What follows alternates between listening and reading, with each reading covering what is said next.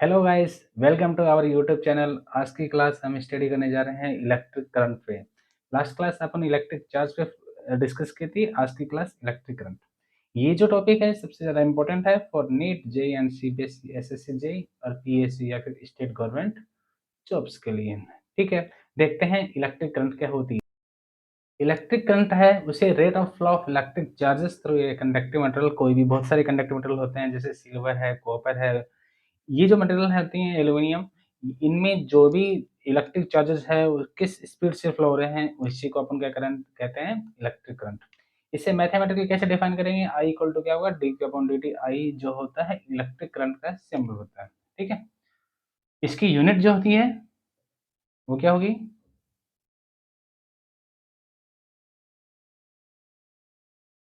Ampere.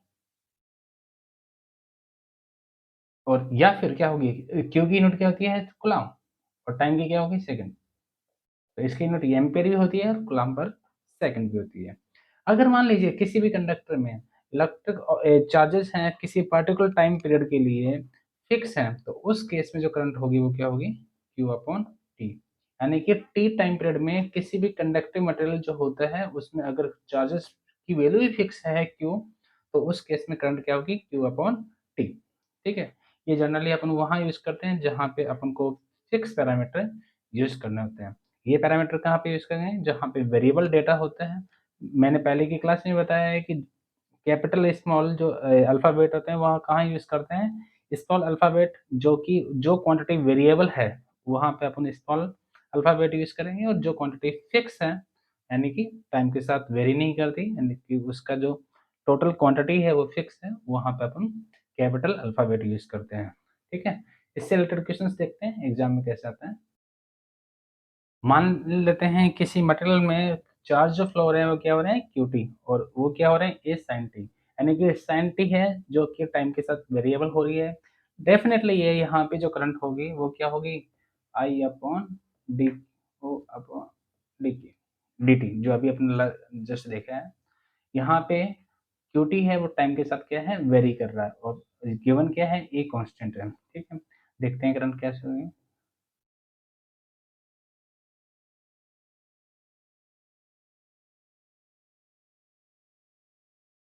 A constant है, इसका differential क्या होगा, कुछ जो ए कांस्टेंट है वो बाहर आ जाएगा जस्ट डिफरेंशियल से बाहर। ठीक है, तो कांस्टेंट का डिफरेंशियल जीरो होता है। ठीक है,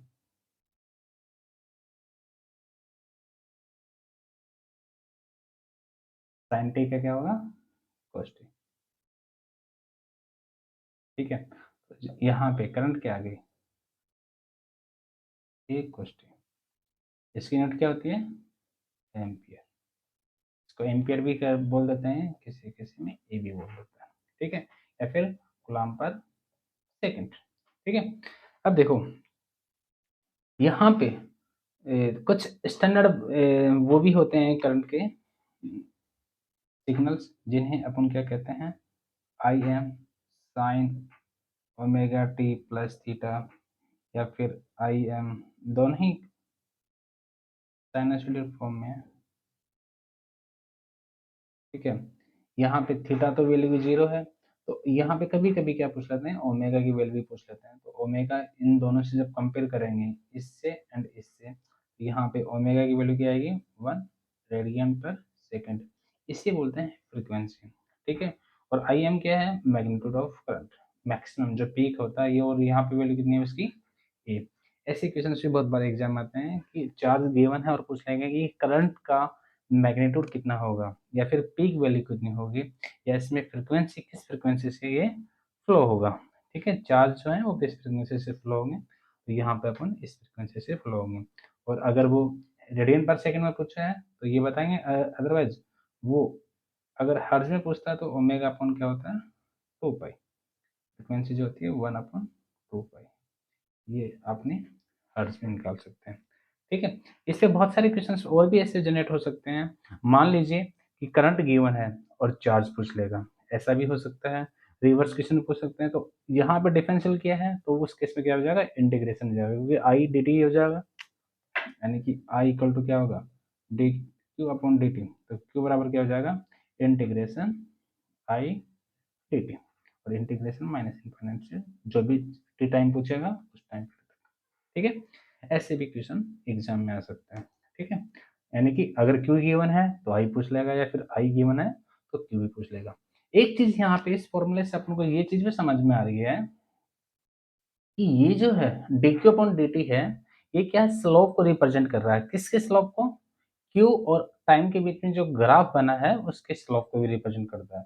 तो आप कभी-कभी ना ऐसे क्वेश्चंस पे आते हैं, slope of QT versus time. तो इस प्रॉपर्टी भी बहुत सारे क्वेश्चंस आते हैं, देखते हैं कैसे क्वेश्चंस आते हैं। मान लेते हैं कि चार्ज और टाइम के बीच में एक ग्राफ गिवन है और उस ग्राफ में अलग अलग टाइम पीरियड पे अलग अलग चार्जेस की वेवफॉर्म बनी हुई है, और क्या पूछेगा, किसी एक time period particular time slot given रहेगा, उस टाइम पीरियड में करंट की वैल्यू क्या होगी, या करंट का जो ग्राफ है वो कैसे बनेगा, ठीक है। डिस्कस करते हैं। देखो इस क्वेश्चन में कहाँ से कहाँ पूछा है, 0 से t1, और अपन को पता है कि करंट क्या होती है, dq अपॉन dt। मीन्स जो ग्राफ बना हुआ है चार्ज और टाइम के बीच का, उसके स्लोप को ही क्या कहते हैं, करंट।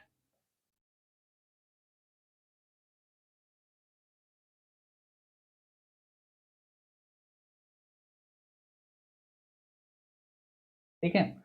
देखो ये जो लाइन है सीधी क्या है, लीनियर लाइन है, ठीक है। और इसका स्लोप क्या होगा, इस लाइन का 0 से t1 पूछा, मतलब यहाँ से लेके यहाँ तक पूछा। इसका स्लोप कैसे होगा, बिल्कुल स्लोप इजी है। इस पॉइंट की बात करें, ये पॉइंट कौन सा है, t1, टाइम पीरियड ए, इस पे वैल्यू कितनी है ए, और यहाँ पे क्या टाइम 0 और वैल्यू भी 0, तो स्लोप क्या होगा, ए माइनस 0 अपॉन t1 माइनस।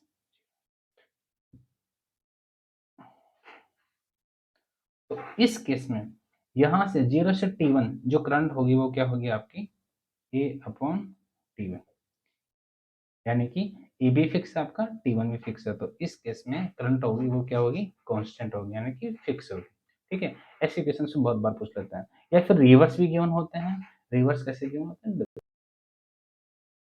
इस केस में ना करंट गिवन है और अपन से पूछा क्या है, चार्ज कितना होगा, इस टाइम ड्यूरेशन के लिए क्या होगा, चार्ज कितना होगा, और जबकि गिवन क्या है, करंट। सबसे पहले गलती करने वाली चीजें कहाँ होती हैं, करंट की यूनिट देखो ही, इसमें यहाँ पे क्या है, एम्पियर। और वैसे करंट की जो यूनिट होती है बहुत सारे फैक्टर होती है, कभी कभी मिली एम्पियर में होती है, या फिर माइक्रो एम्पियर में होती है, नैनो एम्पियर में होती है। मिली एम्पियर मतलब 10⁻³ एम्पियर, माइक्रो मतलब 10⁻⁻6 एम्पियर, और यहाँ पे 10⁻⁻9 एम्पियर, ठीक है। लेकिन यहाँ पे क्या गिवन है, जस्ट सिंपली एम्पियर है, मतलब प्रीफिक्स कुछ भी नहीं है। और यहाँ पे टाइम क्या है, सेकंड। ये दोनों चीज सबसे पहले अपन को चेक करनी है कि इनमें जो टाइम हॉरिजॉन्टल और वर्टिकल जो एक्सिस है उनमें जो टाइम है, टाइम किस में, किस यूनिट में है, सेकंड में है, माइक्रो सेकंड में है, या फिर मिली सेकंड में है। ऐसे ही सिमिलरली करंट देखनी है कि मिली एम्पियर में, माइक्रो एम्पियर में, या फिर नैनो एम्पियर में, ठीक है। यहाँ पे दोनों ही चेक कर लिए। अब देखते हैं आपने क्या गिवन है, करंट का है जो कि एक कांस्टेंट है, कहाँ तक, t1 टाइम पीरियड तक, ठीक है। तो अपन ये कह सकते हैं कि जो आई टी है वो क्या है, ए फोर, किसके लिए, 0 to t1 के लिए। अपन को एक चीज पता है कि आई बराबर क्या होता है, dq अपॉन dt, ठीक है। तो क्यू बराबर क्या होगा,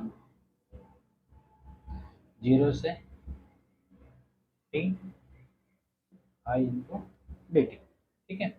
मीन्स यहाँ पे एक चीज समझ में आ रही है आपको, 0 से लेके टी तक, ठीक है। पहले तो अपन मान लेते हैं एजम ये माइनस इन्फाइनाइट आएगा, सॉरी, इसको अपन ये भी कर सकते हैं, माइनस इन्फाइनाइट से 0 आई डी टी प्लस 0 से टी आई डी टी। इस चीज को बोलते हैं इनिशियल चार्ज, मतलब T equal to 0 plus second पे या 0 सेकंड पे चार्जेस कितने हैं। अगर ये क्वेश्चन में गिवन है तो अच्छी बात है, नहीं गिवन है तो अपन को क्या एज्यूम करना है, 0 कूलम, ठीक है। इसमें कुछ गिवन नहीं है तो अपन यहाँ एज्यूम करके चल रहे हैं, कितना है, 0 कूलम। तो चार्ज यहाँ पे कितना बच गया, सिंपली आई से टी, आई टी और डी टी, ठीक है। अब देखो I T to D T 0 से टाइम बता रहा है, इस चीज को अपन, आपको पता है आई टी बराबर क्या है, ये कहाँ से कहाँ तक, 0 से लेके टाइम पीरियड क्या है t1, ठीक है, और वो कितनी है a dt। इसको सोल्व करेंगे तो क्या आएगा, t 0 से t1 यूनिट आएगी, यानी कि a इंटू t1। ये क्या समझ में आ रहा है, देखो a इसका क्या है मैग्नीट्यूड, t क्या है टाइम, ये क्या है रेक्टेंगुलर, इसका एरिया ही है ना, एरिया क्या होगा यानी कि विड्थ इनटू हाइट, तो सिंपली क्या हो गया, यानी कि इस सॉरी इसकी लेंथ ये है t1 और विड्थ कितनी है a, तो इसका एरिया कितना हो गया a इंटू t1, और यही आ रहा है यहाँ पे। तो यहाँ से एक चीज समझ में आ गई है कि अगर अपन को चार्ज गिवन, करंट गिवन है और चार्ज कुछ है, तो सिंपली क्या है, जो भी ग्राफ गिवन है उस ग्राफ का जो एरिया होगा वही क्या होगा, चार्ज होगा। अगर इनिशियल स्टेज, अगर स्टार्टिंग की जो चार्जेस गिवन है वो जीरो है तो दैट इज इम्पोर्टेंट, ठीक है, अगर वो जीरो है तो उस केस में यहाँ पे इसका जो एरिया होगा वही क्या होगा, उस टाइम पीरियड तक यानी कि t1 तक उसमें चार्ज कितने होंगे, a इंटू टी वन, मतलब यानी कि उसका एरिया को ही क्या बोलेंगे, चार्ज, ठीक है। लेकिन इनिशियली क्या होना चाहिए चार्ज वहां पे, जीरो, ठीक है। ये वाली प्रॉपर्टी भी बहुत अच्छी यूजफुल है, ठीक है, यानी कि I equal to D Q upon D T, यानी कि अगर चार्ज गिवन है, चार्ज वर्सेस टाइम का ग्राफ गिवन है, तो जो करंट होगी वो क्या होगी, इनका स्लोप होगा, चार्ज वर्सेस टाइम का जो ग्राफ है उसका स्लोप को ही क्या बोलेंगे अपन, करंट।